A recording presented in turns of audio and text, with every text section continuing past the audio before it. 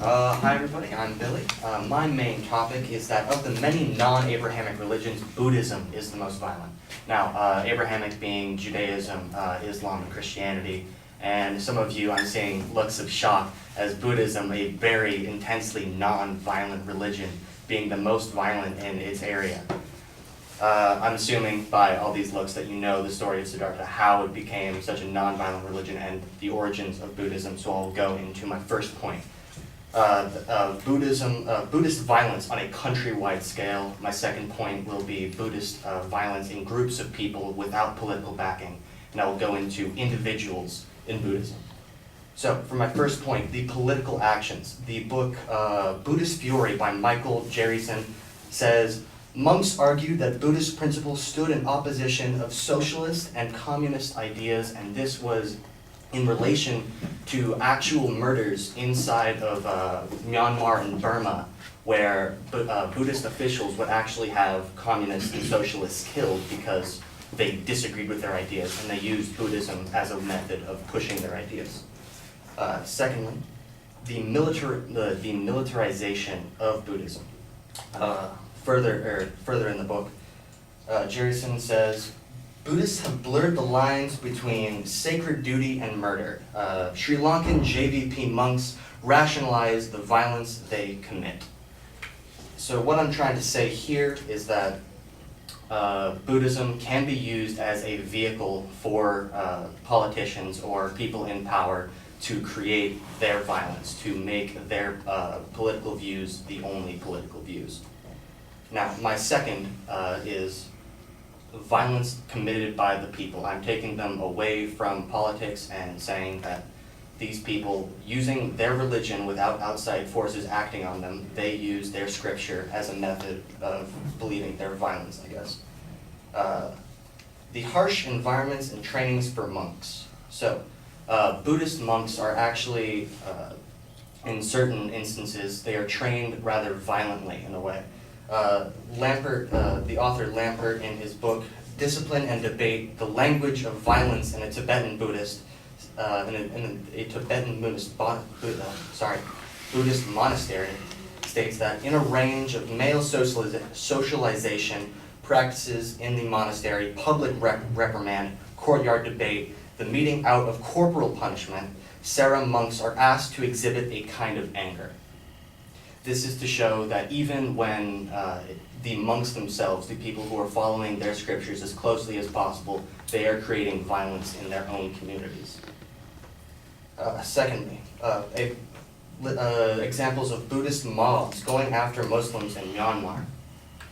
The president of Myanmar at the time, Thein Sein, spoke out against these people, calling them political opportunists and religious extremists. He followed this by saying, I will not hesitate to use force as a last resort to protect the lives and safeguard the property of the general public. This is showing that even in a culture that does have many religions, in these areas, there's plenty of Muslims, there's plenty of Buddhists, there are plenty of Hindus, Hindus. It's a very culturally diverse area, and these Buddhists are still standing out among the area as more violent than others. Organized groups. So, the U.S. Bureau of Citizenship and Immigration Services recognized the State Law and Order Restoration Council, who ruled is a strong word, who occupied Burma for a long while. They recognized them as an issue group, putting it lightly, most would say terrorist group. And also the 969 group. The 969 group is they are following what they believe the Buddha as closely as possible. The 969 are 9 tenets of what they believe the Buddha followed, 6 characteristics, and 9 beliefs. And they've organized this around the Buddha as closely as they can.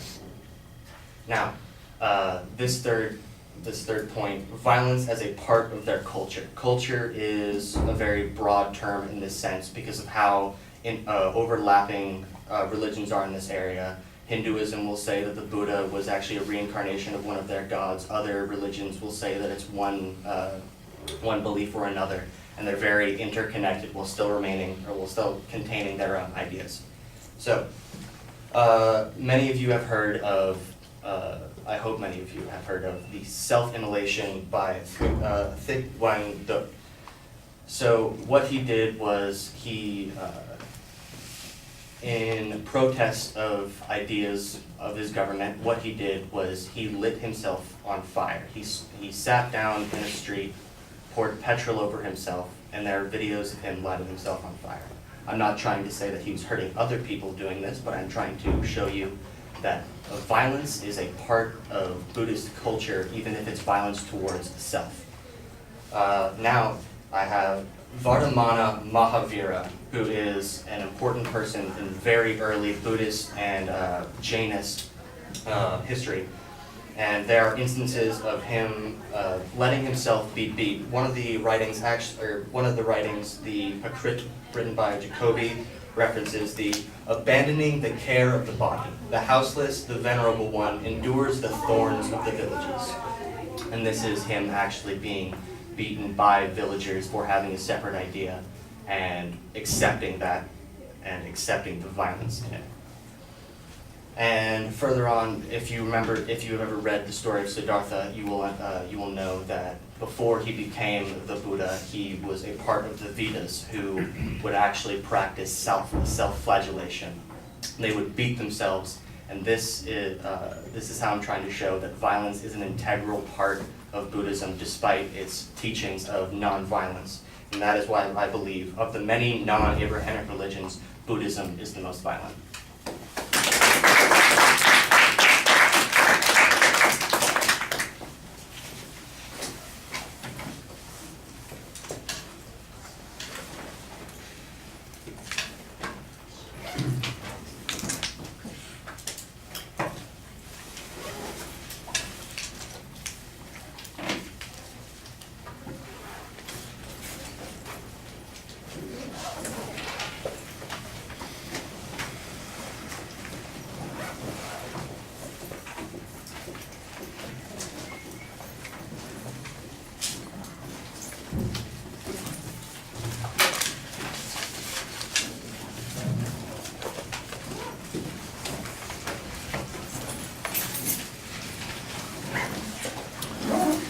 Very well, I assume that the controversy on this is mostly because of the stereotype of Buddhism. Why we're hearing this argument, I think you need to have a little bit more explanation that we run into conflicts or that there are political issues where Buddhism is being used to resolve those issues, and that involves an escalation of violence. Yeah, thank you.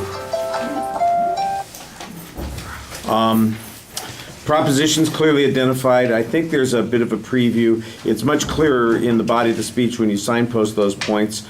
You're very dependent on examples, and I think you do have good examples. That's the best evidence that you've got. The notion about how widespread this is, I think, is a little bit problematic. You need some statistical data on that. There's very little testimony. A couple of pieces, for instance, you have one piece of information about how people are going to respond to this particular kind of violence, but I'm not sure that it demonstrates that this violence is typical, frequent, or that it is widely practiced. So I think you need a little bit more information on that. One of the things that I think we need to have is a criteria for what constitutes the most violent. Is it a percentage of acts of violence? Is it the percentage of encouragement through the holy texts that are being used? I'm not sure, because I suspect that there are a lot of cultures in the world that would have equivalent sorts of religious beliefs that are probably smaller, that have a lot of violence associated with them. I couldn't tell you off the top of my head, but there are plenty of cultures around the world where hierarchies are determined by, who kills whom, and that's how they decide who's going to be in charge. And that's, I think, sometimes it's associated with culture, but I think the culture also closely mirrors some of the religious differences between people of those cultures. All right, I'd talk more, but we're out of time, clearly, and we had another speaker. That person's getting bumped. We will do the best that we can to hear you, Yvette, on Thursday, but our priority will be